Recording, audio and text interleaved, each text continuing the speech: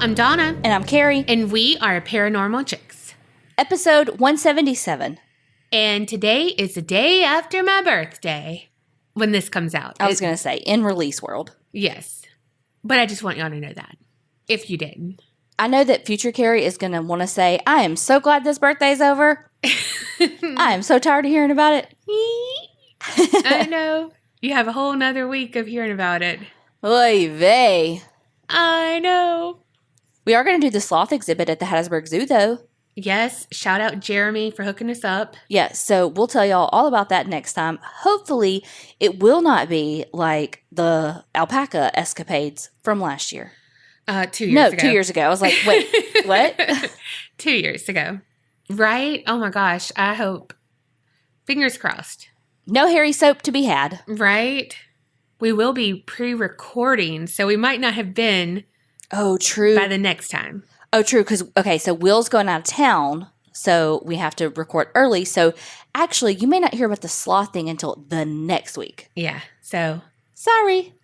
Just the anticipation. Let it simmer. Everybody's like, I don't give a fuck. But I get to see a giraffe! Okay, really? That's the highlight of it? Yes. Ugh. Unless I got to hold the sloth, which, like, part of me thinks I'd chicken out. You're not going to like the texture of the hair. I'm not going to like the nails. I can handle the hair once I can dare. Okay. But it's the nails that I don't think I'm going to be able to handle. Now watch me get there and I'll be like, eh. That's exactly what's going to happen. Eh. But you know what we're not going to do that about? Patreoners. That's right. So thank you so much, Jennifer D. from South Carolina. Ro B. from Denmark. Nicholas S. from Ohio. Jeannie M. from Virginia. Chaley V. from Indiana. Hannah R. from Virginia. Kurt L. from Canada. Kristen D. from California. Jen E. from Connecticut. And Nikki G. from the UK. Thank y'all so much for joining Patreon. We really do appreciate it. Y'all are getting all the bonus content, the bonus episodes, the I Survived episodes, the Milk Carton Mini, the bloopers if you're at that tier. And we hope y'all are enjoying it. So if you want all that extra bonus content, which comes out to be an extra episode a week, head on over to patreon.com/theapcpodcast. Not to mention, there's other little perks, like some extra slices. That's not counted in that one episode a week. Those are extra. Sprinkled in, some extra toppings. Also, there's some phone and sometimes desktop wallpapers. That was hard for me to say. And this month, y'all, I am telling you right now, you want the wallpaper because it features the best picture in the world. And I got the idea from Shannon H. in the Creepinati. You're using what I think you're using? I am. I hate you right now so much.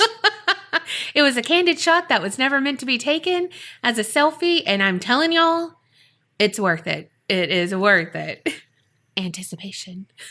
You're like not ruining, but you're missing the chance on all these times you've said anticipation to not do it like on thing. Rocky Horror Picture Show? Yes. It's like you want to do it, but then you don't. You're like, anticipation, but you don't actually pause. It's because I'm making you anticipate if I'm going to do it or not. Oh, okay. It's a twofer? Uh-huh. Okay. Well, let's move on. It's like you don't know me at all. Well, without further ado, this week I'm doing a recommendation from a creepster across the pond in Denmark, which I had a Denmark shout out earlier, but this one is from Nana H. Now, this story isn't actually from there. It's the story of the Screaming House. Picture it. Union, Missouri, May 2001. The LaChance family was going through some tough times emotionally. Stephen, the father, had just divorced from his wife and had gained full custody of all three of their children. Eliza, 13, was the oldest. Eli, and then Elliot was the youngest at 11. They had previously all lived in an apartment for 2 years, but the lease was up, and now as a single father, he didn't know if he was going to be able to swing it, and now he was desperate to find a new place for his family to live. So he was like all the commercials back in the day, just scouring the newspapers, circling the ads, calling. I mean, I remember all the movies, the ads, all of that. It's like, oh my God, when I'm an adult, I'm going to do that.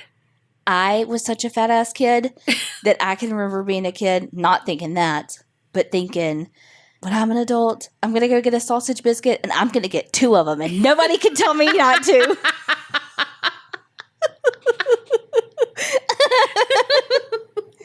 And then here we are. Well, apparently all I knew was I'm going to have bills and I need a job and I was going to be single because I was looking for the single ads You were searching for shit to circle in the newspaper. I just wanted to circle with a red Sharpie? Yeah, red Sharpie or red lipstick. Lipstick? Who does that? That was for the single ads, girl. Oh, okay. Got to get saucy with it. Got to get your sexy going. Mm-hmm. What kind of porn were you watching back in the day? Not your dad's, apparently. I was going to say, not newspaper porn. It's a new fetish. When I was a kid, when somebody was reading the newspaper, I would just walk up to them while they were reading it and smack it. Me too! Oh, it would make them so mad. Me too. Okay, sorry. We're such assholes. Oh, God. Well, just like I would not be having any luck in the single ad department, he wasn't having any luck finding a house. Until one night he received a call from an older woman, and she told him that she was having an open house for her rental property in Union. They had lived in the city, and I'm not sure if they lived in St. Louis before or not, but Union is about 50 miles southwest of St. Louis. So Stephen and his daughter Eliza went to the open house to see if this was something they wanted to move forward with, because the house seemed to be more than what they needed, and Stephen feared it was going to cost way too much. But the day of the open house, Stephen and his daughter were floored because the house was huge and old, but in that charming way. If it's too good to be true, it means it probably is. Mm-hmm. They walk in, and it's classic TV open house with that smell of baked cookies wafting through the air. Like, hello, downtown Disney. Or not downtown Disney. Just Disney. Well, just Disney, but is it Main Street? Yeah. Oh, God, that's so good. The house seemed so inviting, and just like the blank slate they all needed. The living room had a border designed with cherubs, classic design, and it would only be better if it were, do you know? Precious Moments? Yes! Oh Really? my God, yes! You were like, I was like, please say it. Precious Moments. Oh my gosh. I was that Southern girl who had a Precious Moments Bible. Same girl. Like, I love Precious Moments when I was little. This shit was expensive too, though. So expensive, but they were so precious. Just for a moment. Just for a moment. But all of the original woodwork was there and in great shape. So it really was just too good to be true. Like, holy shit. The only kind of weird thing was that the basement had a butcher's shower. But it was just kind of like, who still has those? And who knew those were a thing? A what shower? A butcher shower? Uh-huh, a butcher's shower. What does that do? So, like, when they would, like, kill the hog and, like, butcher it, slice it up, they'd get in that shower downstairs in, like, the cellar basement area and wash all the blood off. Oh. I had no idea that that was a thing. Me neither. So Stephen was like, okay, I'm never going to be able to afford this. Like, Eliza, don't get your hopes up because we can't do this. But the price was perfect, actually better than perfect. And even though Stephen was a skeptic, he just thought maybe this was finally his good luck and his karma coming back around for him. The landlady gave Stephen the application and then said something odd, but he just kind of hurriedly answered her question. She, handed him the application and said, "You understand the responsibility that comes with living in an old house such as this, yes?" And Stephen was like, yeah, it's beautiful. We'll do right by it. I mean, paraphrasing. Yeah. Whatevs. Well, you weren't there. Yeah. And so he filled out his application, and after a week, he received the phone call from the landlady that he was selected to be the tenant. The weekend they moved in was Memorial Day weekend, and everything was great. When they only had a few more boxes left to unload, there was one car that slowed down, and from the passenger window, there was a scrub just hanging out the... No, I'm just kidding. You looked at me. I was like, well, I immediately went to like a pair of scrubs, like my work clothes, and I was like, did the dryer break? And then I got what you're saying, TLC. Literally, you probably would have done that. I mean, desperate times call for desperate I almost measures. had to do it on the way to work this morning because your girl forgot to put her clothes in the dryer last night. Oh, gosh. No, but seriously, the passenger window did roll down, and they said, "Hope you get along okay here." And that was it. Rolled the window up and drove away. Well, Stephen just wrote it off as, well, we have friendly neighbors, but they're just kind of awkward. Yeah. But, people are awkward. People are socially awkward, and it's okay. They finished moving in, and that night they all slept in their new house, and everything went smoothly. The next morning, they woke up, and when Stephen was organizing some stuff, he noticed something that he hadn't on a previous walkthrough. Every interior door had a normal lock, sure, but it also had that old hook latch. Yeah. Like my old house did, and that me and Tiffany had to use a crowbar to get in one night. Long story. Which, okay, wouldn't be too odd. Like, maybe, they're just oddly protective. But it wasn't on the inside of the room. It was on the outside of the room doors, as if to keep whatever was in the room inside of the room. But again, Stephen reasoned this away because maybe the previous renters or owners had weird tendencies or whatever. Who knows? Sleepwalking's a thing. I mean, we've all seen Selena Spooky Boo's videos on TikTok. If you haven't, you need to go watch her shit. It's fucking hilarious. Oh my God. So great. Also, this has nothing really to do with the story, but, I include weird shit.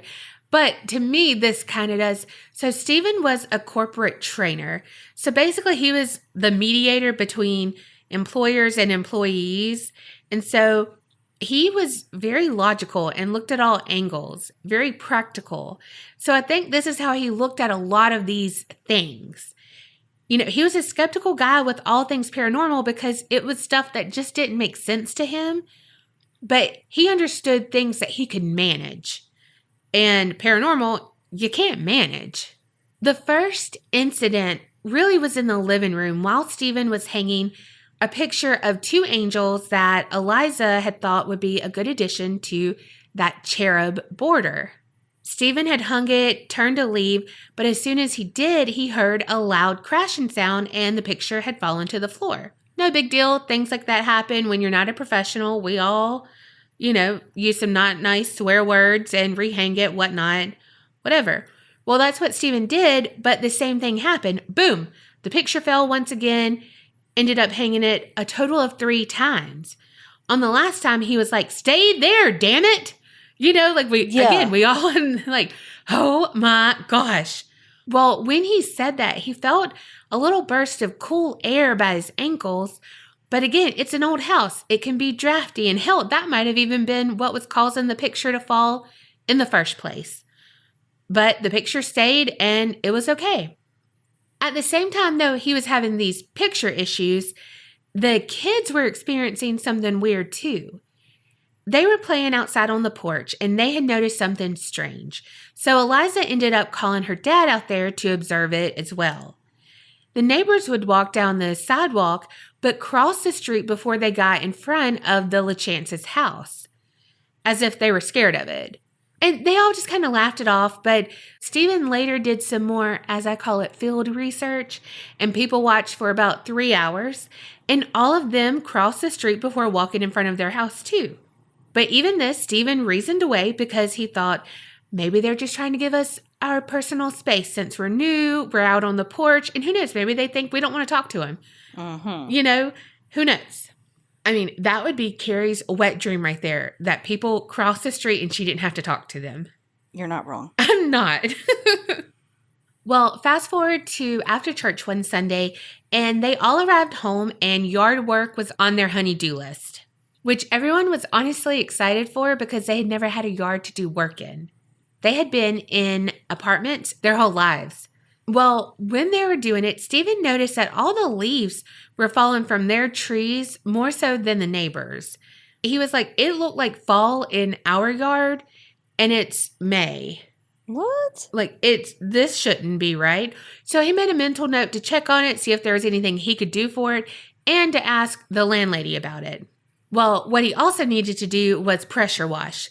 So he told his youngest son, Elliot, to go inside, go to the basement, and get the water hose. So after some I don't want to do it, Elliot did. And as he was walking up the stairs, he had got the water hose, walked back up the stairs, he heard something coming up behind him. And he said that the stairs started to shake with him on it. He ran up the stairs, started screaming, ran straight outside, screaming about something in the basement, and that it chased him up the stairs. Well, when he was asked what chased him, Elliot responded, quote, "I don't know, Daddy, but it was big." Of course, they all went to check the basement to see if anything was down there, but nothing was. So that started the ridicule from his siblings about being scared of the, quote, basement monster. It's all fun and games till you're the one chased. Mm-hmm.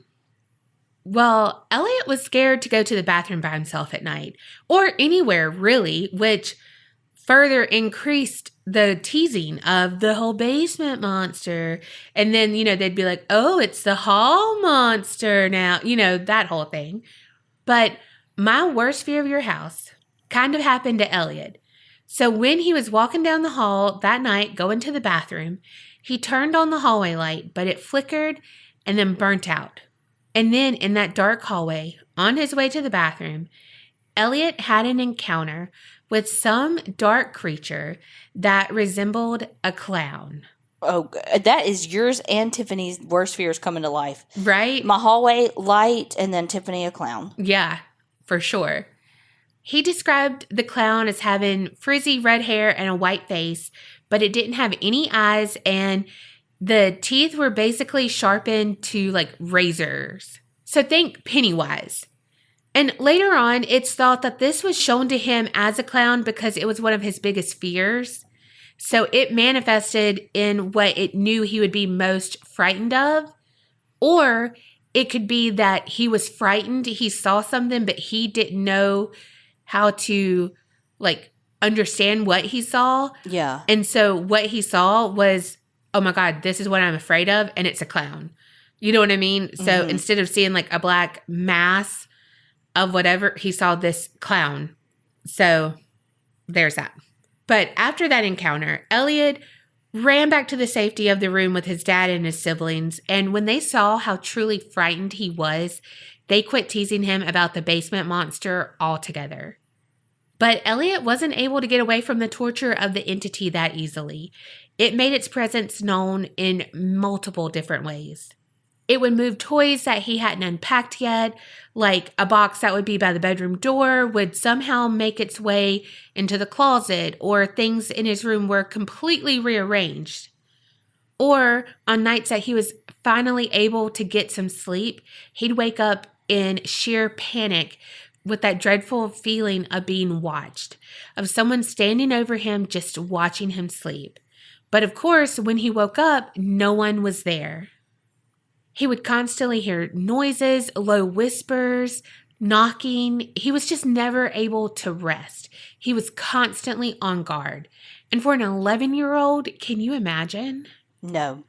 One night when the LaChance family got home, they found every light in the house on. So, of course, Stephen blamed the kids and probably yelled about the electric bill, but they denied leaving them on, and so he called the landlady to ask if she had came by while they were out. And she was like, well, that's illegal, and I wouldn't do that. I would first call and ask permission. So he was like, okay, yeah, that's true. Maybe we just left them on without thinking because it was daylight when we left. Okay, yeah, sorry for bothering you. That whole thing. Kind of feeling foolish. But then it just kept happening. So finally, Stephen made all the kids go down to the car, and he turned off every light and made sure everything was completely off and how it should be before locking up the house, dropping them off at school, and him going to work. Well, that night when they came home, every light was on again, and he knew there was no way that they should be on. There was no logical reason for that to have happened. And that same night, the temperature started being weird in certain rooms. Eliza noticed that it was freezing in the living room. And so when Stephen went in, he could easily tell that it dropped at least 30 degrees. Then he felt this electrical charge, like a tickling sensation that brought goosebumps to his arms, went all the way through his body, and then the temperature just normalized. But the activity continued. Doors often opened and closed on their own. But again, everyone just kind of blamed each other for pranks, you know. Again, you have 3 kids, all teens, and of course, they're all going to blame each other. But even they would blame their dad, too, for doing pranks on them. But there was one time Eliza woke up in the dead of night, and she heard her door open. And she thought it was another quote-unquote prank. She checked around, shut the door, but when she got back in bed, you know, she kind of like closed her eyes. She was forcing herself to try to go back to bed.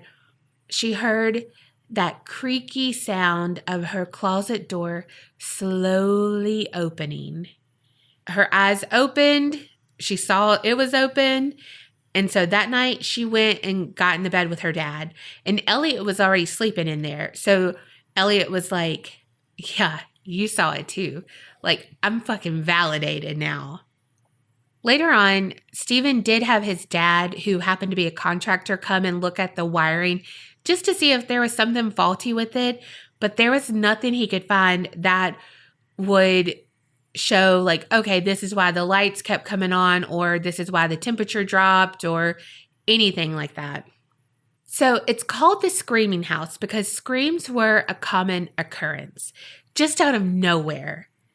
The LaChances said it sometimes would start with a deep male voice, and it would be like a low growl or a low like whisper that would turn into a growl. But then there were other times that it would just be a full-on shriek. And not just any shriek. It would almost be deafening. Can you imagine how unsettling that would be? Like, earlier, I was like, I need one of my nerve pills because Kerri, the dog she's fostering, was biting her. And that girl is the loudest screamer I've ever heard. And in her dining room, it just echoes. And then it was just so much noise. And I was like, oh my gosh. So just think about that times 50 out of nowhere. Right. I was going to say, and you know how jumpy we are. Yes. Okay, so one night they were all in the living room talking because that next morning Stephen was going on a work trip and the kids were going to stay at their grandma's. Well, the kids were facing Stephen and he was like looking out into the kitchen when he noticed something out of the corner of his eye. Well, then like he kind of, you know, when you do a quick glance again, and it wasn't something, it was someone, and they were standing in the kitchen doorway. He stole another glance this time and saw it was a dark figure of a man. He was solid, but there was like this black mist that just kept swirling around him. Then all of a sudden, Stephen saw that man was moving into the family room, closer to him, closer to his kids. And he got midway to them and just stood there for a moment, and then he vanished. And Stephen was shaken, but he was trying to be brave because his kids were completely clueless as to what he had just witnessed behind them. So he was like, hey, you know what? It's our last night together. Let's go and get something sweet. And, you know, he's trying to be calm. Well, they were all like, yay, because hello, sweets. We've all seen Charlie and the Chocolate Factory. And everything was okay until they made it to the front door. And that's when that deafening scream happened again. It was so loud that the neighborhood dogs barked in response to it. Damn. Yeah. Well, when they were all safely in the car, Elliot said, Daddy, the basement monster is standing in the upstairs window. Holy shit. Yeah. And so Stephen looked up and yeah, that black figure he saw was standing in the window. It was as if he was watching them and it was as if he had won. Well, by the time Stephen was back from his business trip, which was a week, Stephen had put on his logical thinking cap and also his, we have no savings and nowhere really else to go thinking cap. So he had reasoned everything away and said, oh, it's a one-time thing. Everything's going to be fine. But it wasn't fine. Monday night, he was on the phone with his mom and the kids were in a bedroom on the first floor. I believe Stephen's. Well, Stephen heard the doors rattling and he was like, settle down, I'm on the phone. We all know that parent voice he used. Mm-hmm. Well, he thought they were, just like being rambunctious, pulling a prank, doing whatever, and so he just kept yelling to like knock it off. Well, finally, Eliza was like, hey, I'm reading and the knuckleheads are both asleep. Again, not her real words, but Again, you weren't there. Right. Anyway, so he was like, wait, what? And about that time, that tingling sensation that he got that first time, that electrical surge plagued his body again, and he could feel the temperature drop instantly. And then he smelled a rotting stench that just circled him and seemed to be everywhere in that house. And then that oh so eerie ass scream happened, and every muscle in Stephen's body tensed up. He didn't know what was happening, but he did know that this was the final straw. He yelled to his mom that he needed help. Come and get us, like meet us here, we're leaving. Around that time, everything started to shake. He could hear something or someone coming down the stairs. He said it sounded heavy, boom, boom, boom, coming down the stairs. And he could hear the screams that just seemed to echo and echo and echo. But his daughter's screams cut through everything.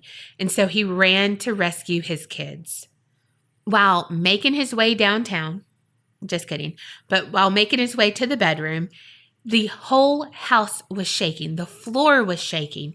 He could hear some of them following closely behind him, but he never turned around. He was determined. He finally made it to the bedroom door, but of course, in pure scary movie fashion, he couldn't open it. He started throwing his whole body weight against the door, trying to open it, and he ended up bruising like the side of his body from just like heaving himself against that door, but it wouldn't budge. But finally, somehow it opened, he got in, and then it slammed shut as soon as he made his way inside.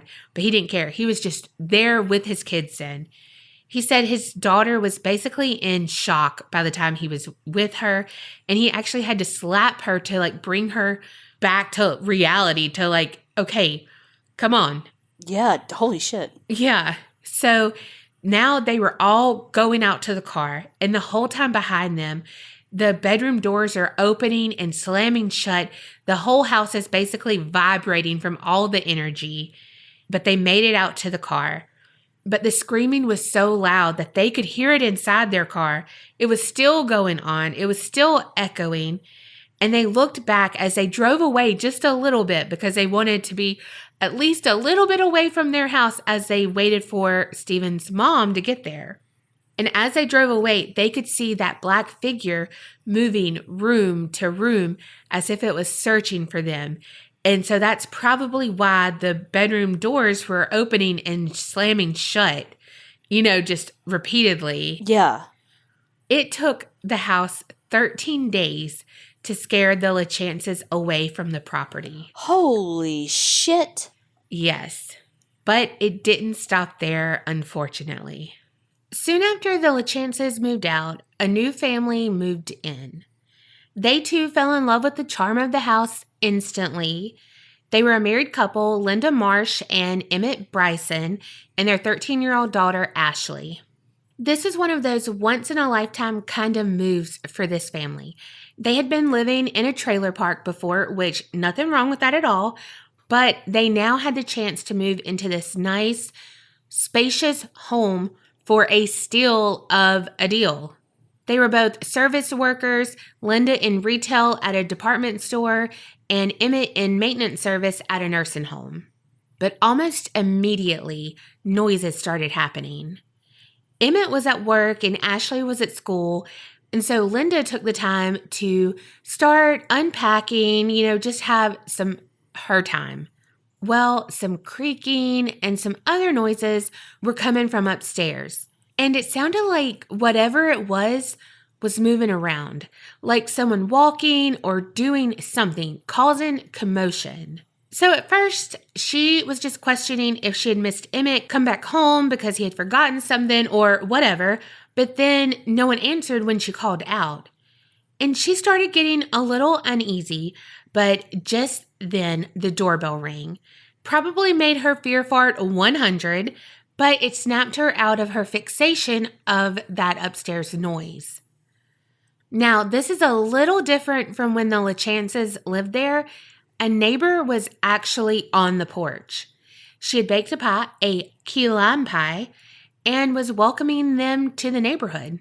And so that was just like, oh, okay, maybe that was my imagination. All right. And she went on about her day and then went to work. Later that night, while Ashley was chilling in her room, she too heard a noise. She went to investigate, thinking it was her parents. Well, she was right, kind of. She did go downstairs and she found her parents at the kitchen table talking, but she asked them, which one of you were slamming doors upstairs? And Linda was like, you're the only teenager in this house, young lady. That's your job. Just kidding. She didn't say that. But she was like, I thought that was you putting stuff up or, whatever. It wasn't us. And Emmett was like, oh my God, y'all, it's an old house. It's settling. Because Linda had already told him about the noises she heard earlier. So he was like, what the fuck are y'all saying? This house is haunted. Get the fuck out of here. Well, remember how I said that the LaChances experiences didn't end at the house, unfortunately? Around this same time, Stephen started having some weird dreams that involved a man who was covered in blood, and he was taking a shower in that butcher shower in the basement. And he would wake up gasping for breath. And after this happened several nights, he figured that the house was up to something. So he knew he couldn't waste any time. He went over to the house, knocked on the door, and Linda answered it. He told her who he was, that he lived there before. So she was, of course, a little apprehensive, but Emmett was there, so she let Stephen inside.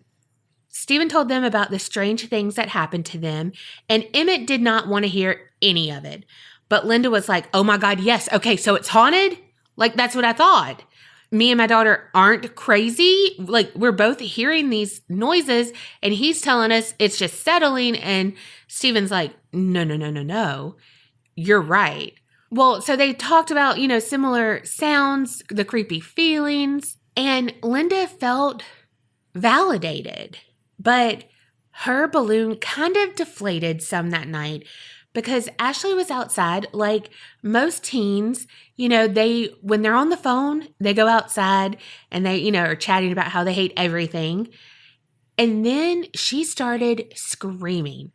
Well, Linda ran outside to see what was going on, and Ashley was pointing up to a tree, and she said that she saw a baby in the tree. A baby? Uh-huh. Unfortunately, hanging from the tree. Oh my God. So Linda was like, the fuck? So Linda could accept that they were hearing noises, it's haunted, but she wasn't seeing things. And so she couldn't wrap her mind around that Ashley saw something. So she immediately thought, Ashley's doing drugs. What's going on? She was outside and, she thought I called her. And so now she's making up this elaborate thing and she thinks I'm going to go along with it because I think this house is haunted. But Ashley was denying it. So then she went to, oh my gosh, Ashley is having a mental breakdown. So that just built the animosity up between them to the next level. Okay, content warning about self-harm for the next 30 seconds. Actually, I don't know how long, but I'm just saying. A few days later, Linda found a letter from school that said Ashley had been skipping. So she had unexcused absences. And when Linda confronted her, Ashley was like, you're invading my privacy, all of this. And Linda grabbed her by the arm when she went to walk away. Well, that revealed that Ashley had been cutting herself in several different places on her arms. Well, Linda, of course, questioned her, and Ashley said that was the only way that she felt better. And so this just made Linda grow so much more unsure and concerned that Ashley had suicidal tendencies. So Emmett and Linda both agreed that it would be better for Ashley to go under observation in a hospital. But Linda secretly thought maybe it was the house that was the culprit behind Ashley's change in behavior, because she had never been like this. And yeah, she's 13, but she had been 13 for a little bit, and she wasn't like this. And the mood had just shifted so much. So she was thinking, is she possessed, or is the house feeding off of her? What? Well, Linda confided in Stephen, and he persuaded her to talk to Emmett and see if he would now be open to a paranormal investigation to see if there was anything they could do, since now it's possibly attacking their daughter. And begrudgingly, he was. He wasn't buying it, but he's like, you know what? Y'all do it, but I don't think y'all should stir up anything, but y'all do it. Stephen found a group called St. Louis Spirit Search and reached out to the director, Betsy Burnett Belanger. Betsy said right away they could tell that there was spirit activity there, and also that it wasn't human. Isn't it never human? I mean, if it's a ghost? Overall, she's saying that the house had a more evil presence, but then there's human, like spirits that used to be human. But she's saying that there's spirits that are there, like entities that were never human. Okay. So, cue Dybbuk douche, it's a demon. She did sense another spirit, and it was an old man in the corner of the room. They used an EMF meter, and of course it spiked at different times. They got some EVPs too, and basically it said, "This is my house." They went to Ashley's room next, and Betsy picked up on some really heavy energy in there as well, but she said that she didn't think it was paranormal per se. She thought that it could be from Ashley herself, and that she was creating a poltergeist. But if it had been there before, it wouldn't be her creating it. But they didn't know that? No, but she could be adding on to it. Like, it's not saying that, because she's saying there's multiple spirits there. Gotcha. In the basement, the energy was hostile. She said it was like a psychic force field. She was standing in a wind tunnel, just surrounded by spiritual energy, and it was hard for her to even move because it was just vibrating all around her.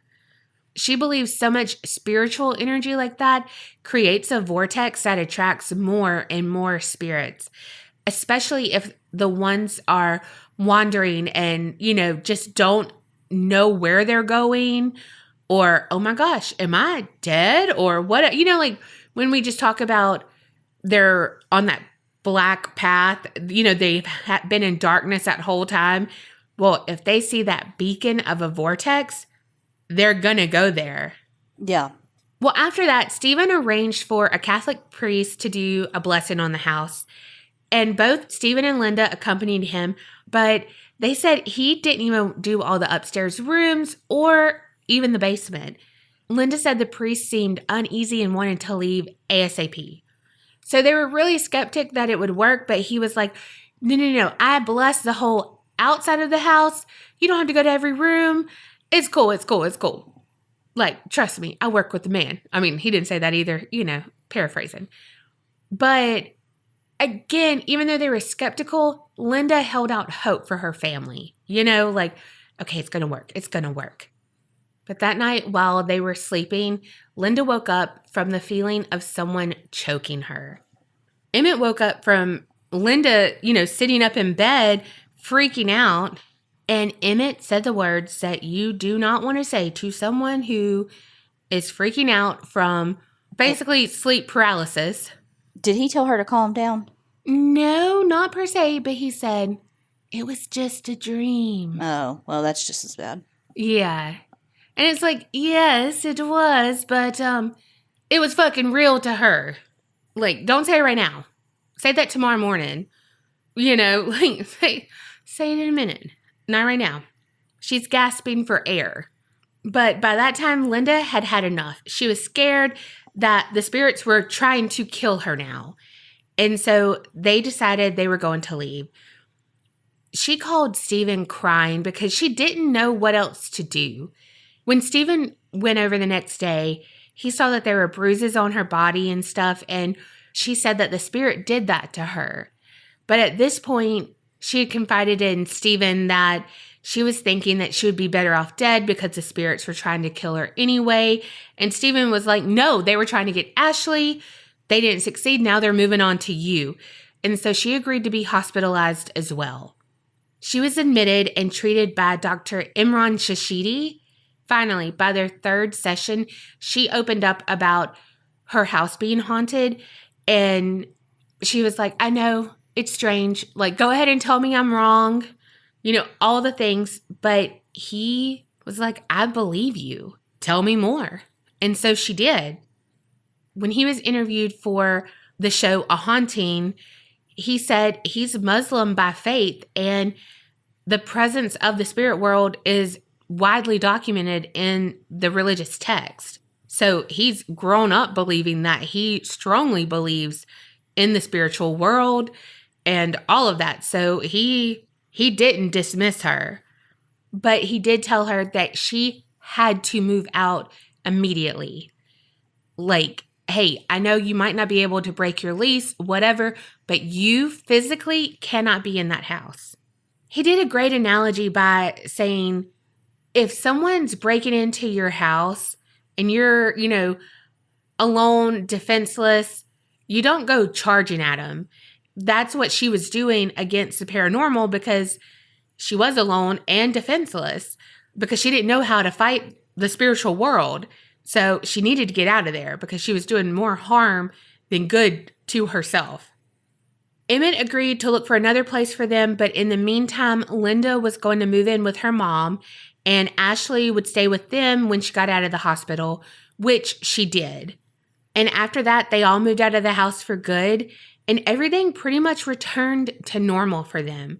At the time when Linda moved out to her mom's, they were all at their breaking point. They, as a family unit, had disintegrated to almost beyond repair. But now, they were great. Linda did try to talk to the family who moved in after them and warn them, but they didn't want to listen and thought, she's just this mentally unstable person. However, they no longer live there and they moved out pretty quickly. And it's been through several different tenants since then. And of course, other paranormal groups have been through and investigated and all this stuff over the years. And once Greg, who's now the president of Paranormal Task Force, he went in to investigate and he only lasted 2 minutes inside and had to leave. 2, like TWO? Yes. Damn. Because he said he felt that overwhelming nauseous feeling and he just couldn't breathe.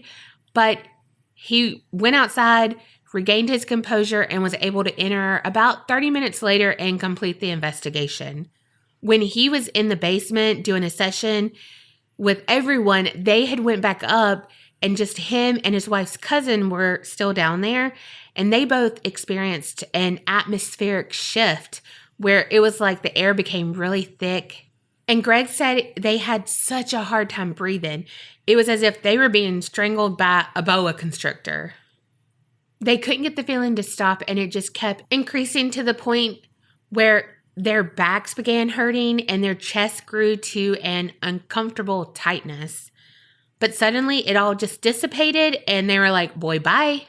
The Screaming House had a lot of things going on, and so much so that the Catholic Church issued a 156-page report on the home backing up the claims of its demonic infestation. Now, I will say that I couldn't find the actual scanned pages of this report. Only some typed, transcribed things by Stephen himself. I'm not saying that's fake, but I would think that they would scan those pages in, like at least like one, you know? Mm-hmm. But maybe there's like something in that they say you can't scan them in. I don't know. Never been dealing with the church. So I touched on this earlier about the demon or the entity presenting itself as something else. But Stephen said in that show, A Haunting, that he believes the house is alive, that it's actively thinking.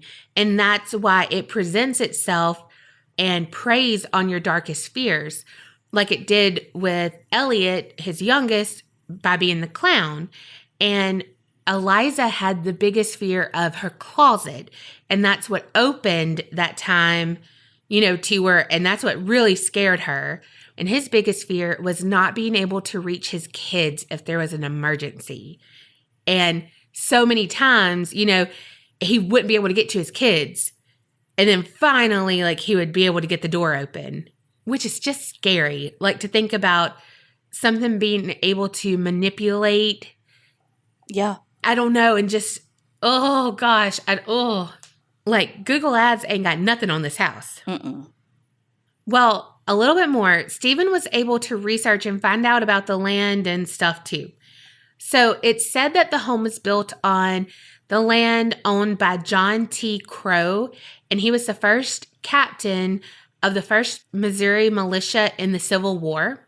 He and his wife lived on the property, but then she passed away suddenly, and then he left soon after. Well, Stephen said that he got some intel from one of the relatives, like descendant of John Crow. Think about the Bible when it's like begot. Mm-hmm. That's it. Well, they confirmed that he did in fact own slaves, even though they were listed under his wife's family because they were from Kentucky, and that's like where she was from when they got married. So it was legal there, and that's how they did it. Wow. And where they lived, they were called farmhand kind of thing. You know what I mean? It's fucking semantics. Technicalities. It's wrong. That's what it is. And this is even more wrong. So, and again, I don't know if any of this is true. This is all what he has said. Okay. Well, apparently, while Captain John was away, wife Mouse will play, and the word on the street was that she had some horizontal dancing lessons with one of the male farmhands. She got pregnant, and when the baby was born, obviously there was a discrepancy. And so that pissed him off. And okay, I totally wrote this and it's wrong. And I was just trying to lighten up the mood because it's really sad. But I said, it pissed him off. And he was like, I'm the captain and this ain't happen. Oh my God. You should never have told anybody. I know. Well, I said, I'm the captain and this can't happen. So you wrote it and then you couldn't even deliver it right. I fucked it up. Dang. Yeah. I know. Oh, God. And he couldn't be made a fool of. I listened to Hillbilly Horror Stories podcast, and they had an interview with Stephen, and he said that Captain John had the doctor puncture his wife's lung so that she died. Holy shit. Like a painful death. Then went outside, lined all of the men up, and executed them one by one because his wife didn't give up who she had slept with. Well, good for her because that was going to be nothing but torture and awfulness for whoever it was. Yeah. And content warning for child death. He took the baby and hung it in the tree outside. Oh my God. And that's what she saw. Yep. Mm-hmm. Oh my God. Yeah. And Stephen said the reason that Captain John did this was to show, don't fuck with me. Like, I'm not to be messed with. Basically, he has nothing left to lose. Oh, like, ooh, I hate, ooh. So, okay, moving on from that. Also, the house that became the screaming house, because that house wasn't the house that they lived in, but the actual building was built in 1932, and it was built on the spot that was known as the slave quarters on Captain John's land. Then, right across the street from the screaming house, there is a woman who brutally murdered her husband with an axe, and then she died by suicide. And then another house down from the screaming house, a man died by suicide in front of his nephew. There was just a lot of freaking trauma there, so no wonder it's a vortex. All right, and this is just like an aside, kind of an FYI. Linda Marsh, she passed away on December 6, 2013, and she was 66 years old. But Linda became one of the founding members of the Paranormal Task Force.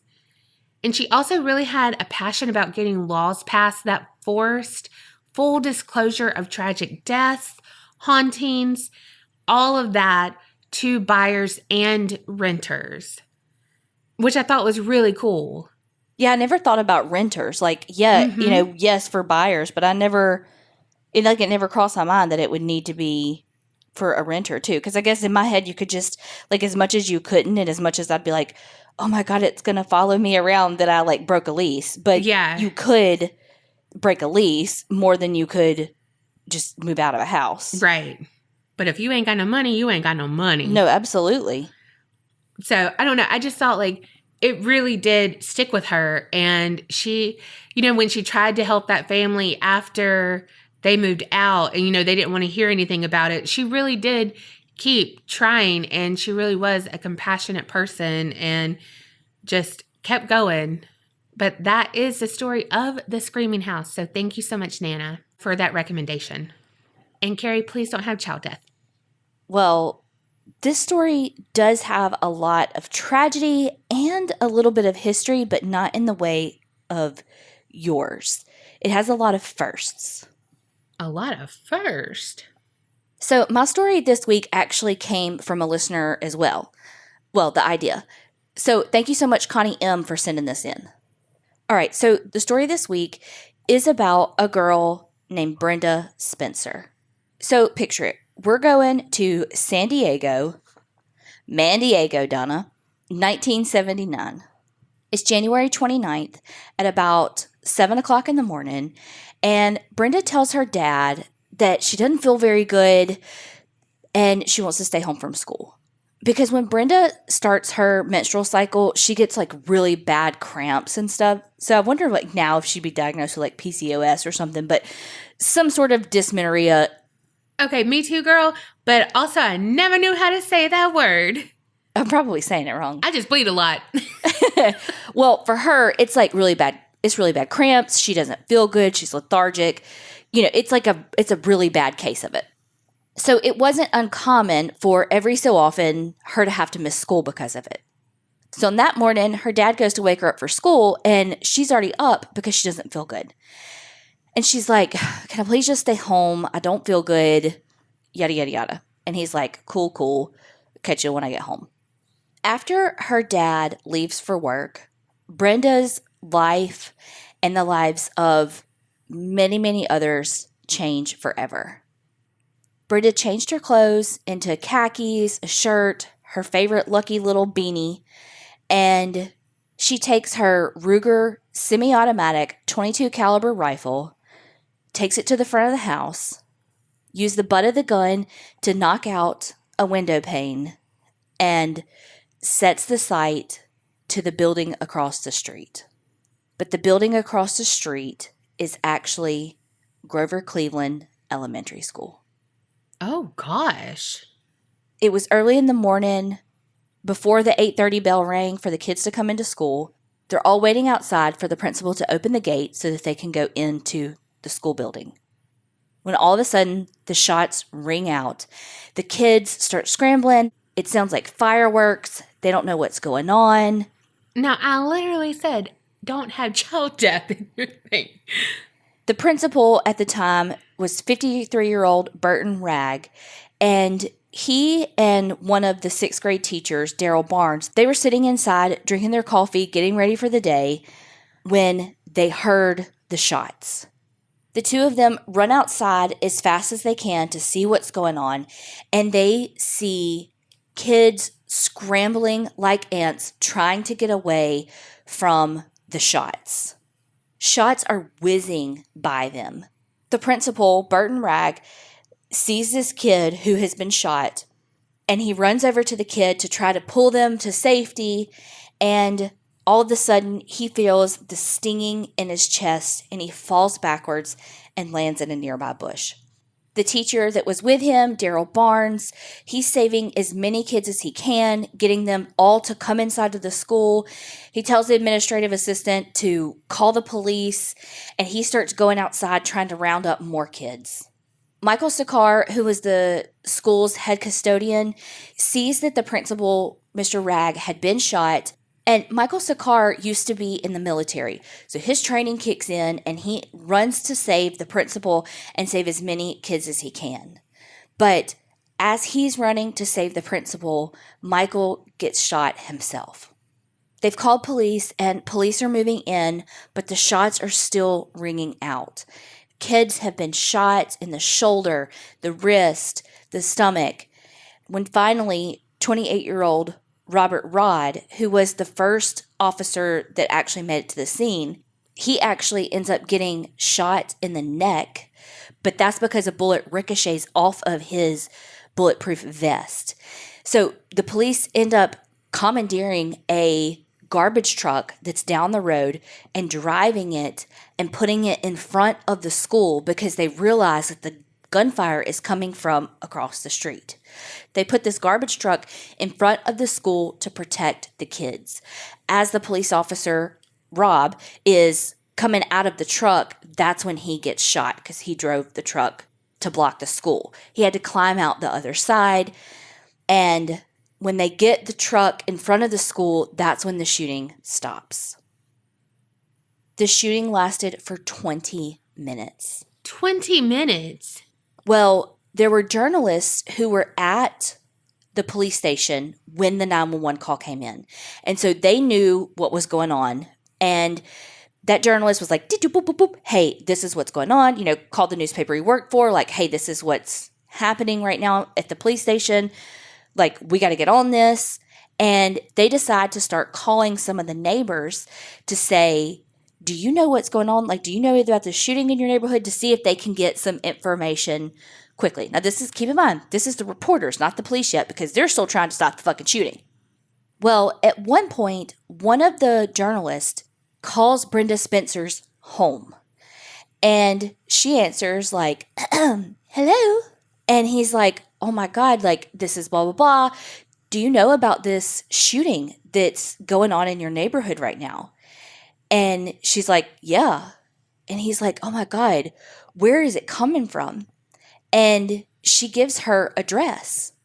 Inside my house. And he's like, wait, don't you live at... Oh my gosh. Blah, blah, blah. And she's like, she laughs and says, who do you think's doing it? And hangs up. Oh my gosh. Maniacal. So they're like, call her back. So he's like, boop, boop, boop. He calls her back and he's like, wait, so you're doing this? Like, what, why? Why? Yeah. And she says, quote, I just did it for the fun of it. I don't like Mondays. This livens up the day. I have to go now. I shot a pig. That's what she calls policemen. I shot a pig, I think, and I want to shoot more. I'm having too much fun. Okay, just how you read that, I don't know.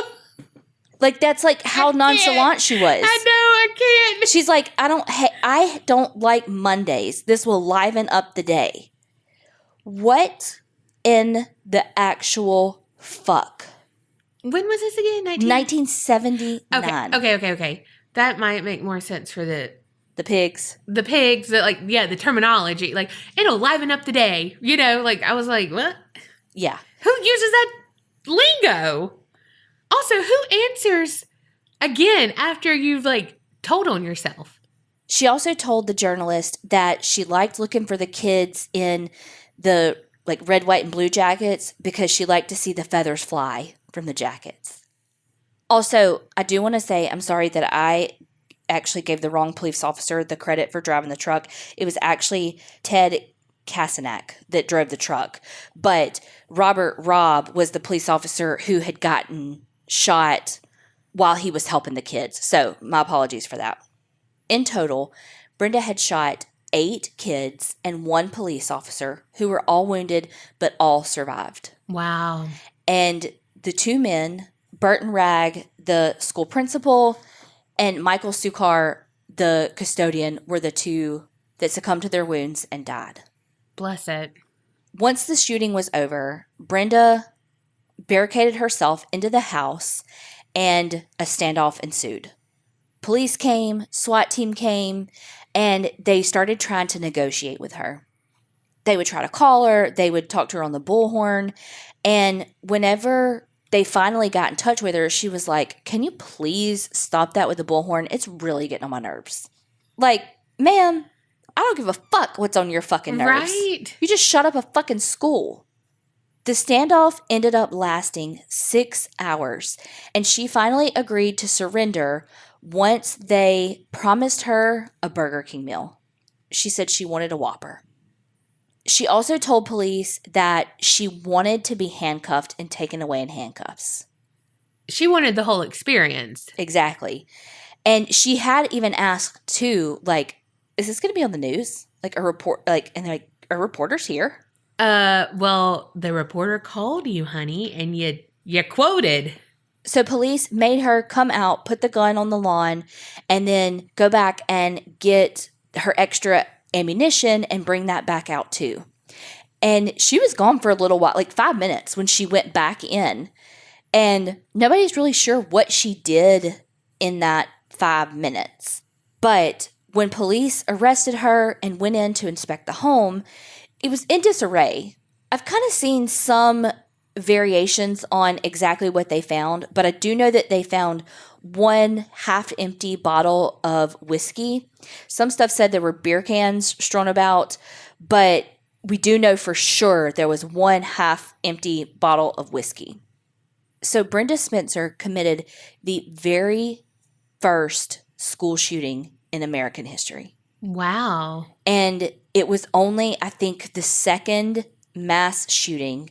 And then the fact that it was done by a 16-year-old female was pretty unheard of. Yeah. Even now, most school shootings are committed by males. So the fact that she was not only the first, but she was a female, made this case a case of firsts in the worst possible way. The other thing is that she was one of the first ever charged as an adult, as a 16-year-old. Because if she would have been charged as a juvenile, then she would be able to get out of prison when she was like 23. But Brenda knew that there was a chance that she could get the death penalty. So what she ended up doing was pleading guilty to 2 counts of murder and 1 count of assault with a deadly weapon. So she ended up being sentenced to 25 years to life in prison with the possibility of parole. Wow. So let's talk a little bit about Brenda. And why she put on khakis? Well, yeah. When Brenda was around 10 years old, her parents divorced. Her parents were pretty polar opposites when it came to just their personalities. The mom was a little more outgoing. The dad was a little more introverted and quiet. And according to Brenda's mom, Dot, Brenda's dad, Wallace, started having affairs. And one day he asked her, hey, like, if I just left for a year, like, could I still come back? And apparently he had already rented an apartment and everything. And he just like wanted to be able to just leave his life for a year and come back. And she was like, no, and filed for divorce pretty immediately. Now, again, that's all Dot's side of the story. Well, once they got divorced, Brenda's older brother and sister wanted to live with their father. Some people said it's because their dad was more easygoing, less rules than Dot, and so they were going to be able to get away with more, no curfew, it's fine if you drink, that kind of thing. And so they wanted to live with Wallace. Now, Dot will tell you, when she calls you at home, that it's because he basically brainwashed them to live with him just to hurt her. Of course. And the truth is somewhere in there. Right. Well, and again, in a bad divorce like that, like in a divorce period, people are always, in the end of a relationship, people are always going to twist things to suit their narrative. Whether it's malicious or not, it's their perception of what happened. Yeah. Because you're always the victim in your own story. Well, since the two older kids wanted to go live with Wallace, the judge didn't want to split the kids up, and so he got custody of all three. So after the divorce, Wallace and the three kids moved into a new house across the street from Grover Cleveland Elementary School, and Dot stayed in the other house. The relationship between Brenda and Dot wasn't great. It didn't start out that way, but eventually, the further out from the divorce they got, Brenda kind of started changing. She had gone from a little more outgoing to very introverted like her dad. She was a kid that loved animals and I think was a little misunderstood just because she liked more loner type activities. She liked to read. She liked to do photography. She liked animals. She liked to do kind of single person hobbies. Yeah. And so I think she was pretty misunderstood when it came to that. Yeah. All of those are good. That was me. Is me. Well, like I said, as we progress further out from the divorce, Brenda's behavior did start to change and she did become more isolated. She started hanging out more with her dad. She really only had one friend. Again, she was just very misunderstood. And she and her dad were basically buddies. They would go hiking together. They would go out into the woods and practice shooting together, like use beer cans for targets, that kind of thing. And she was actually, as much as I hate to be like, well, she was actually a really good shot. Like she was pretty well known for being a really good shot. Her dad and her would go to shooting ranges and, all the things you do, I don't know, with this couple. And I mean, again, they were like, man, she's like, especially for her age, but just kind of also period, she's excelling at this. Mm-hmm. Well, eventually her time with her mom started getting less and less and less. Dot kind of left it up to Brenda when Brenda wanted to hang out. So Brenda was like, no, man, I'm cool. Because she's turned into a teenager, that kind of pre-teenage. And she's like, yeah, if my mom's not going to make me hang out with her, I'm not going to fucking hang out with her. Yes. And so there was a lot that Dot just didn't know about her. Dot seemed to be pretty absent, like just in general to Brenda's life. Like when the police called her, okay, so Dot was an accountant for this golf course. And when the police called her to be like, hey, your daughter's been involved in this mass shooting and we've arrested her, like, we need you to come down. She was like, well, I actually can't right now because I have all this money on my desk because I'm doing the books. Oh, wow. Yeah, it's like, no, you drop what you're fucking doing and you get down here. Yeah. So, that kind of thing. She's just very self-absorbed in that way. There's a lot of issues with mental health across the board in this story. Dot feels like one of those people where she's a very toxic mother, where she does these things like that, but in her mind, she's this wonderful, attentive mother, and it's like, no, you're fucking toxic. Mm-hmm. Well, around this time, Brenda had started missing more school. She had started letting her grades slip. And eventually, in early of 78, she'd missed so much school that they actually sent her to like an alternative school for at-risk kids.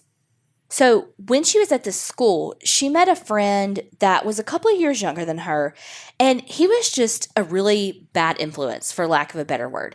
I mean, she had her own shit, don't get me wrong, but he just kind of like brought it out of her. They just had that friendship where they fed off of each other's trauma and issues, and it just grew to be kind of the downfall for both of them. They got in some trouble together where they had robbed a couple of places, and she even was arrested at one point for using a BB gun to shoot out the windows of Grover Cleveland Elementary. Say what? Yes. Say what? Right. Well, while she was at this school for kids who are at risk, one of the teacher staff was like, man, I really think that she has some serious issues with depression, and I really think that she might be suicidal. They even pretty much insisted to Wallace that it would be a good idea for her to be admitted into some sort of treatment center to get help for these suicidal ideations and her depression. But Wallace was like, no, she's fine. She doesn't need that. Well, and together with her friend, they had developed this hatred towards all authority figures, but more specifically, police. Because the little friend's stepdad was a police officer. And so that was how his hatred manifested, that he in turn taught to Brenda. I'm sorry, you mean pigs? Yeah. Ugh. So Brenda would actually tell people that she would love to, quote, blow a police officer's head off. And, you know, here's the thing now. If a kid told that to one of their friends nowadays, somebody would have reported her. Oh, for sure. I mean, obviously there's exceptions. Some people are scared and all of that. But yeah, for the most part, kids nowadays have gone through enough training, unfortunately, with school shootings and mass shootings in general, and have learned that that's not normal behavior and that should be reported. But back in 1979 and 78, who the fuck knew anything about this? Mm-hmm. She was the first person to do a school shooting. Right. And one of the first to do any form of mass shooting. So this was not behavior that people just thought it was weird. People didn't think it was red flags. Right. Hell, now, if she said that to one of her friends, someone else would be doing a freaking TikTok and catch her on it later, or Snapchat, and that'd be all around the school, you know? Right. And someone would turn that in. Right. Well, that year for Christmas, Wallace got Brenda that rifle for Christmas and 500 rounds of ammunition. Well, later, Brenda did say that she wanted a radio for Christmas, not a rifle, but her dad got her a rifle anyway. And she does later say that she thinks that he got her the rifle instead of the radio because she felt like he wanted her to die by suicide. But also, at the beginning, when all this shit first went down, she said she wanted the rifle for Christmas. So it's like the narrative changes the further out we get from the incident. Well, honestly, though, it could be, I don't know, it could be two things.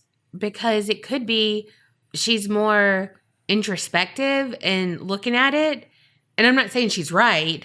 Yeah, but no, because not on that for sure. Because not only did her dad say, like, no, she wanted this rifle. Hello. If that was the case, he could be lying. But her siblings also said, no, she wanted that for Christmas. Yeah. Here's the thing, too, though. Brenda was known to make stories up. So she would brag about having these fights with different drug dealers and talk about all these drugs that she was on. And her brother was like, she smoked pot sometimes, but she didn't do any harder drugs. But she would say that she did, like, serious drugs. And then, again, she told some of her classmates that she'd gotten in a fight with a drug dealer and, like, split his head wide open during the fight. And so it's like, yeah, but you didn't. You'd be dead if you did that to a drug dealer, you know? Not to mention the fact that at the time of her arrest, she was 5'1" and 90 pounds. Ma'am, no, you didn't. But there were also stories around the neighborhood as all this came out that made her sound like a really terrible person. Like, said that she had set a cat's tail on fire and all this stuff. But it's like, no, she didn't. Like, right. She really loved animals. Right. Again, there's just so many stories, but she really did love animals and stuff. She did not have those sociopath tendencies like hurting animals. But what she did have was a head injury. Oh, shit. She got in a bike wreck, I think it was a bike wreck, where she hit her head on this pole. And it knocked her unconscious, and she was sick for like a solid 24 hours after it, but they never took her to the doctor. And she ended up developing seizures along her frontal lobe, which the frontal lobe is part of like your impulse control. And that's one of the last things to develop in us, which is why teenagers and just kids before the age of 20 are so fucking impulsive, because their frontal lobe is still developing, which is why we have the drinking age the way we do and all of that, because their brain is still developing. What's our excuse? Mine and yours, I mean. For what part? I need you to be more specific. I got a lot wrong with me. Impulsivity. Oh, well, I have ADHD. I can't help it. I don't know what the fuck is wrong with you. A Leo. Oh, Jesus, Mary and fucking Joseph. Well, that friend that was such a bad influence on her had finally moved out of the neighborhood, and they didn't see each other very often, but they did see each other the Saturday before the shooting. And she had said that she was going to do something big to get on TV. And again, now, if you had a friend that you were like, oh, we're going to kill police officers and we're going to do this, and they were like, I'm going to do something big. You'd be like, oh, wait, what? Well, I was just kidding. Like, what you going to do, Because the friend said that it was all talk that he thought, but then she apparently, really went with it. Later, Brenda says that she has no memory of the event and that she was on PCP and drunk when the shooting happened. Now, there was that half-empty bottle of whiskey. Now, we know that her dad had been an alcoholic, and he, at the time, was sober. So there was no alcohol in the house other than that one bottle. But when they did a toxicology on her and, blood alcohol, all the things, she was completely clean. There was no drugs, and there was no alcohol in her system. So that's fucking bullshit. But what she tried to say was that she was, now this is later, but she tried to say that she was drunk and had a lethal amount of drugs in her system. So she was hallucinating and thinking that she was seeing combat people, her words, crawling across the yard, and that's who she was trying to shoot, not the kids.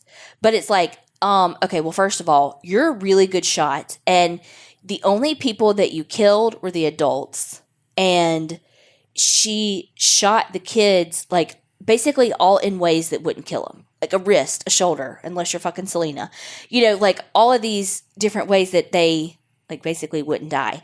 And when that garbage truck was pulled up, the shot stopped. So it was clearly that was your intended target, because when it was blocked, you stopped shooting. So if it was really combat people crawling up your yard, they wouldn't have stopped when a fucking garbage truck blocked the school. Well, Brenda has actually been up for parole a few times now. In 2001, she was up for parole, and this was probably one of the bigger moments because some stuff kind of came to light that we kind of knew, but it was also kind of a curveball. So the house that she lived in with her dad was a 3-bedroom house, and again, 2 older siblings. So at first, Brenda shared a room with her dad. But she says now, in 2001, that they actually slept in the same bed. What? Yeah. And also, Kerri, this is the 3rd story. I know. Blame the amazing listeners that are sending these fucking stories into us. You are cherry picking them. You are cherry picking them. So she says in 2001 that her dad would, she ended up saying, basically rape me. Those were her words. And so the guy interviewing her was like, what do you mean? But she says that her dad, from the ages of 7 to 14, would molest her and physically abuse her, punch her in the face, punch her in the ribs. This is the only time this has ever come out that this happened. But she said that, again, he raped her, he sodomized her, and that they had to share the same bed. But eventually, he did agree to an interview and said, no, we shared a room at first, but we had our own separate beds. But when they interviewed him, because it was the only interview that he had ever done finally for a news organization. And you can see this on YouTube. But when they tell him, he's like, she said what? I don't know. He never really denied it. It was what did she say? That never happened. If my child, whom I still went to see every single Saturday in prison from the time she was arrested, he went every single Saturday. It's like a 5-hour round trip to get to the prison. Every single fucking Saturday. And they just said, that you molested them when you didn't? Like, I felt like there would have been a bigger reaction. Like, wait, what? No, oh my God. No, like there was no, it was just like, what'd she say? Nah, that didn't happen. It was just very like, it didn't feel genuine. Right. It was too nonchalant. Right. Now, was it something that maybe they had talked about that, hey, say this and let's see if we can get you out of prison earlier? I don't fucking know. But he needed to be more on script then. Right. And it's worth noting, before she was sentenced, she was in juvie until she was sentenced and sent to an adult prison. And she was sentenced when she was 18. So her cellmate was a 17-year-old named Sheila McCoy. And Sheila was a kid who had some issues like running away and that kind of thing. And so that's why she was in juvie. And after she got out, she actually got pregnant by Wallace Spencer, 17-year-old Sheila McCoy. I'm sorry. Right. And like basically to avoid prosecution kind of thing of statutory rape, he married her. Mm-hmm. And it is said that she looked so much like Brenda that people thought that she had gotten out of prison when they saw Sheila at the house. What? Ew. Right. Well, after Sheila had the baby, she just like ditched the baby and left it with Wallace and moved out. So I could not find anything on Sheila. I know. I could not find anything on Sheila. I tried to look her up to see what she looked like. I couldn't fucking find her. So if y'all find her, like post a picture because I don't know what I couldn't find her. And one of the videos I watched on YouTube even talked about, like even had an interview off camera with Sheila and Wallace's daughter. And she denied any like inappropriate touching and all of that. But it was weird because it almost, like one thing was that Brenda would like stroke her dad's hair. Like I don't know, just how it was worded. It almost made it sound like it was her fault because like almost like she made a move on her dad. I don't know. It was very weird how it was worded.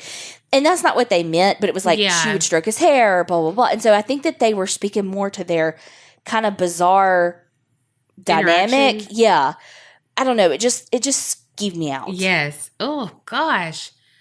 Well, also in 2005, Brenda said, actually, my dad was really drunk and kicked me in the head when I was 14, and it wasn't a bicycle accident, so he made me make that up. So again, it's like later on down the road, the narrative's changing to make her look more like a victim and less like the girl who said, I just don't like Mondays. And so it's like, she's getting to the point where she's accepting things and she's processing, or is she trying to get out of prison? And so she's trying to make herself look more like a victim to garner sympathy to get out, or like I said, are these things that actually happened to her that she's working through trauma because now she's been in prison so long she has nothing else to do but work through the trauma? I don't like her. No, fuck no. She's terrible. Absolutely. For what she did. Oh, absolutely. But when even I was already like, well, you know what? She might have wanted the radio. And you're like, nah, everyone said it. Look, I can tell you that I would be like, I really want this. And everyone would know. But then I'd be like, actually, Mama, I really want a radio. But no one else is going to know that after I've been like, I really want this. I really want this. I really want this. I really want this. But the one who's going to buy it for me, yeah, I'd be like, hey, I really want the radio. But if he don't want me to have it, or like, you know what I mean? Yeah.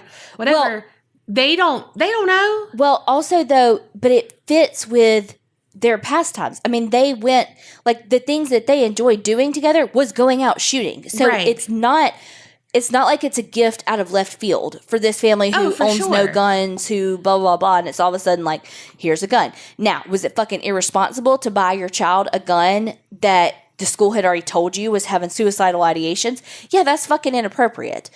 But again, not to be like, oh, well, it was 1979. But it was fucking 1979. Oh, for sure. People didn't understand mental health as it related to kids and those suicidal ideations and fucking literally no concept of mass shooting, too. So it's like, he just didn't know. Right. Well, I'm not saying it about that. So if all of this is true about the relationship part, whatever, if she was trying to, like, maybe she didn't want that, and maybe she didn't know how to, like, rectify it, and maybe she was just trying to push that away, you know, and like, no, I really want the radio.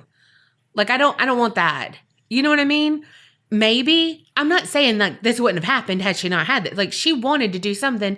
And she's maybe responsible for her own actions, too. And maybe this was her way of, I mean, she's a terrible human being, but like, just like fucking up, well, everyone else's life, that, because it wasn't just hers, but like fucking up her life and getting it out, like getting her life away from what she was in. Mm-hmm. You know what I mean? Like, she didn't know what to do, but I'm a good shot. Like you said, she didn't kill the kids. I mean, trauma is trauma, and I will never understand all of that. But I was like, no, Donna, you're going way too deep. You're doing all of that. However, then you said that thing about Sheila looking just like her and all of that. And then I was like, you weren't going too deep, Donna. I don't think so.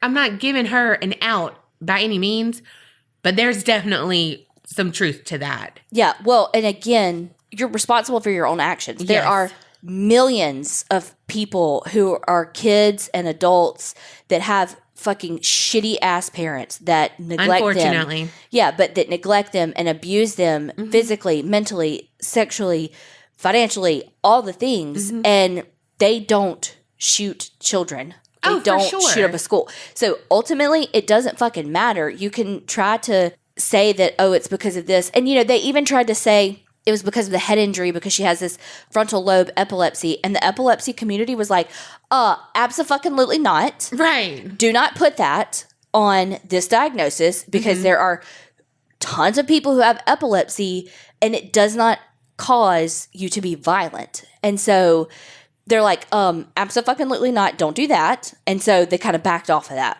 But I'm not trying to put that on that. I'm just saying, I do believe that something was going on there. Yeah, absolutely.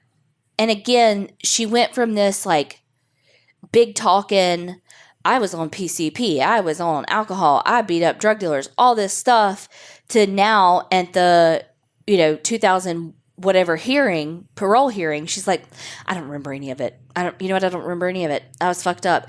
And she'll also say that like she wanted to go to trial, like she tried to withdraw her guilty plea and go back to trial years later, because she said that there was a toxicology report that actually showed that she did have lethal levels of drugs in her system, and then she added alcohol on top of it. And it's like, well, if it's lethal, why didn't you die? And I mean, I know not all lethal levels kill people, but you get the point. And I'm sorry, and that there's no way that you had one toxicology. Well, I shouldn't say there's no way, because stuff is shady and whatever. But I don't know. It's not working, girl. It ain't working. Because she also, after this parole hearing, wrote her attorney a letter being like, that was her attorney during all of it at the beginning, that was like, thank you so much for everything you did. But if you really thought that he didn't use this toxicology report that he should have used and all of that, like, why would you do that? Why would you be like, thank you for all you did for me? You'd be like, no, you didn't fucking, there was a toxicology report showing I had lethal levels of this shit, and you didn't present it to the court, and now I'm in jail forever. No. And not to mention, what she's saying now is completely different than the answers she gave immediately to the hostage negotiator and to the reporter. I do want to say that the house was in just kind of a disarray when the police got in there, and so she also was gone for like 5 minutes in between putting the gun out and the ammunition. So there's no telling what she hid. But I did listen to one podcast that was talking about how, because the night before she had gone out to, air quote, around get her hunting clothes out, or get all of her dirty clothes out of her dad's van. Basically, when she did that, she gathered up all his ammunition, because that's where he kept it. And she had like 700 rounds that she had taken from him. And then when it was all over, there were only like 400 rounds left. So, stands to reason, she fired 300 shots, or 300 rounds. But they didn't find all those shell casings and stuff in there. So it's like, did she ditch them? Like, did she flush them? Did she whatever? I don't know. Like, did she throw them away? Because they even said, like, they knew it was her. They didn't do this serious crime scene in the house, like looking for everything. Like they just kind of were like, oh, here's a few. They only found like 30 shell casings. So they're like, okay, she only fired like 38 shots and she hit 11 times. So some people say she fired 300 shots, but the consensus on basically all of the articles is it was like 38 to 40 rounds. At her parole hearing in 2011, family members from the 2 murder victims spoke, and some of the kids actually spoke too, because again, it's 2001 now. That's 30 years. That's wild. Yeah, they're adults now. Yeah. And they talked about the nightmares that they had, the counseling that they had. One of the kids, they said that there were just bullets like whizzing by, and that like bullets would like pass in between the kids' legs, and that like this one little girl, she was actually saved because she was carrying a notebook that had a pouch. You know how you could put a pouch in like a binder? Mm-hmm. It had a pouch of pens and stuff, and that's like what stopped the bullet. Wow. Just stuff like that. It's like I just picture like how you carry like a trapper keeper like against your chest. If that's where she was carrying it, that was an aim to kill shot. Right. So it's like, did she really try to not kill the kids? I don't know. Brenda, who now identifies as a lesbian, had been in a like prison romance that had ended poorly, and she took a safety pin, heated it up, and branded the words courage and pride across her chest. But then at the parole hearing, when they asked her about it, she said that isn't what it said. I don't know. It was just weird. But they're like, all in all, she's been a pretty model inmate. But again, like Mr. Ragg's daughter said in one of the interviews, she's like, yeah, she can be a perfect inmate when all she has to do is go to work, go eat, and go to bed. Like, yeah, of course she's good. I mean, what else is there? It's like, it's not that hard to be good when you're that structured. The parole hearing ended in 2001, and although it usually takes a couple of hours for them to deliberate, it took them 15 minutes. Wow. And they denied her parole. So basically, she was up for parole again 10 years later, and she was like, yeah, I don't want to do this, actually. Like, she canceled the hearing, and she is up for parole again September 2021. Oh, wow. Like, next month. Oh, Brenda. Her dad ended up dying at, like, the age of 87. And, we'll never know we'll never know what the truth is. Right. But again, it doesn't matter. What matters is there were dozens of kids who are completely traumatized by this event, some that are physically wounded, a police officer that was wounded, and 2 men who lost their lives because this girl hated Mondays. It's like, I think it's important to understand the trauma because, of the perpetrators, because it does help us in the future. I.e., we understand all the red flags that she exhibited and that are typical of someone who may be a mass shooter like this. I mean, when you look at all the previous school shootings and stuff, sometimes they had some of the same behaviors. And so it's like, okay, we're learning from it. It's important to recognize the behaviors and the trauma so you know when to report, so you can understand and maybe try to curtail this. But it doesn't change the fact that it doesn't mean she should get parole just because, it came out that you were assaulted by your dad. Like, again, I want to recognize the trauma, and she's still a human being, that she still has to deal with that. She still has to deal with that on her own, but that doesn't change the fact or should be allowing her to get out of prison earlier just because that happened to her. Right. Because again, there are millions of people in this world whose parents have done that to them and they don't end up killing people. Yeah, 100% agree. Well, she started a trend that I hate. And she even said, like, every time there's a school shooting, she blames herself. Like, basically because she started it. Yeah. But, like, don't give yourself that much credit, girl. Well, I'm sorry. This just has to be said that if you say it's your fucking birthday month. Well, no, I wasn't going to bookend it, but her principal was named Mr. Ragg. But it's WRAGG. It doesn't matter. It's Mr. Ragg. And she used her period as her excuse. Donna. I'm just saying. Why is that even what people call that? I don't know. I mean, I guess because you use a rag. People used to use a rag for their head. Gross. Like, that just is the worst word for that on the planet. Yeah. Yeah. I mean, like, you might as well say moist. Like, that's a terrible word, you know? Yeah. I don't hate moist unless I'm talking about meat. I like a dry where Kerri chokes. True story. At Thanksgiving, she's like, I'm like, this turkey's great. She's not lying. I know, true story. Well, I hope y'all, just me, because I'm a Leo, and it's my birthday month. Oh my God, y'all. No, seriously, we hope y'all enjoyed this episode. As much as you can enjoy it, but thank y'all so much for the Yes. recommendations. Hey, and why don't I interrupt you one more time? Hey, it's okay. I have done it a lot this episode. I'm so sorry. You're an Aries. Well, because I have to say things when they're in my brain. Uh-huh. What's in your brain right now? Hurry up. But for real, thank y'all so much for listening. Don't forget to follow us on all the places that you listen to your podcast. And, drop us a little review if it's good. Just kidding. Not so much. But for real, thank y'all so much for supporting us. And remember, Creep it real and don't get scared.